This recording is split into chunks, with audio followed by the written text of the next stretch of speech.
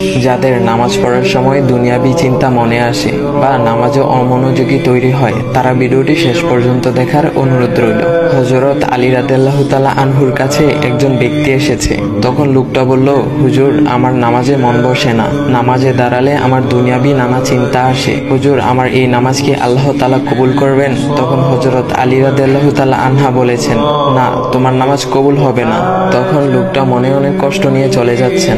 এমন সময় রাসূল সাল্লাল্লাহু আলাইহি ওয়াসাল্লাম এসে হযরত আলী রাদিয়াল্লাহু তাআলা আনহুকে জিজ্ঞাসা করলেন, ইয়া আলী, আপনার কাছে লোকটা কেন এসেছিল?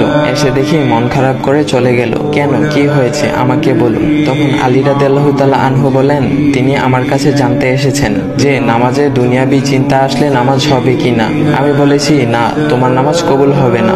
রাসূল সাল্লাল্লাহু আলাইহি ওয়াসাল্লাম তখন বলেন, ইয়া আলী, আপনাকে আমি একটা চাদর উপহার দিতে চাই, তবে একটা শর্ত আছে। আলী রাদিয়াল্লাহু তাআলা আনহু খুশি হয়ে বলেন, ইয়া রাসূলুল্লাহ, কি শর্ত তা বলুন, আমি আপনার সকল শর্ত মেনে নিব।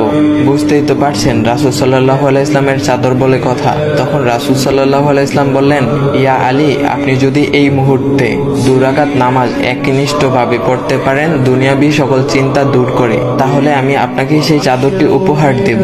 আলী রাদিয়াল্লাহু তাআলা আনহু বলেন, এটা তো সাধারণ ব্যাপার। আলী রাদিয়াল্লাহু তাআলা আনহু তখন নামাজে দাঁড়িয়ে গেলেন আর তিনি নামাজ পড়তে শুরু করলেন। এমন সময় তার মনের মধ্যে শুধু ভাবনা চিন্তা আসতে শুরু করলো, আচ্ছা, আমাকে যে রাসূল সাল্লাল্লাহু আলাইহি ওয়াসাল্লাম যে চাদরটা দিবেন, সেটা কি ফাতিমার চাদর নাকি রাসূল সাল্লাল্লাহু আলাইহি ওয়াসাল্লামের? আচ্ছা, চাদরখানা দেখতে কেমন হবে? এই বিভিন্ন বিষয় নিয়ে ভাবতে লাগলেন। তিনি ভুলে গেছেন যে দুনিয়াবি চিন্তা নামাজে আনতে রাসূল সাল্লাল্লাহু আলাইহি ওয়াসাল্লাম নিষেধ করেছেন। এর মধ্যে আলী রাদিয়াল্লাহু তাআলা আনহুর নামাজ পড়া শেষ। আলী রাদিয়াল্লাহু তাআলা নামাজ শেষ করে রাসূল সাল্লাল্লাহু আলাইহি ওয়াসাল্লামকে বলতেছেন, ইয়া রাসূলুল্লাহ, আমি আপনার শর্ত মেনেছি, এখন আমাকে চাদরখানা উপহার দেন। রাসূল সাল্লাল্লাহু আলাইহি ওয়াসাল্লাম বলেন, ইয়া আলী, আপনি কি একনিষ্ঠভাবে দুনিয়াবি চিন্তামুক্ত ছাড়া 2 রাকাত নামাজ পড়েছেন? তখন আলী রাদিয়াল্লাহু তাআলা আনহা মুচকি হেসে বললেন, না ইয়া রাসূলুল্লাহ, আমি আপনার চাদর নিয়ে অনেক কিছুই ভেবেছি। তখন রাসূল সাল্লাল্লাহু আলাইহি ওয়াসাল্লাম বলেন, ইয়া আলী, নামাজ তোমারও হয়েছে, আর তুমি যাকে নামাজ হবে না বলে ফতোয়া দিয়েছো, তার নামাজও আল্লাহ তাআলা কবুল করে নিয়েছেন।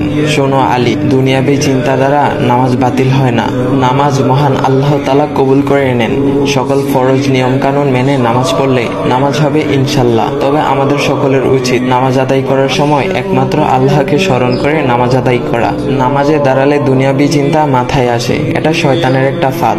আল্লাহ তাআলা আমাদের সকলকে শয়তানের কুমন্ত্রণা থেকে হেফাজত রাখুক এবং সঠিকভাবে মনোযোগের সাথে নামাজ আদায় করার মতো তৌফিক দান করুক। সবাই বলি আমিন। চাইলে ভিডিওটা আপনি অন্যদের কাছে শেয়ার করতে পারেন, এতে অন্যদের ভুল ভ্রান্তিগুলো দূর হবে। তো গাইস, এমন ইসলামিক ভিডিও পাওয়ার জন্য ভাইয়ের আইডিটা ফলো করে দেওয়া যাও।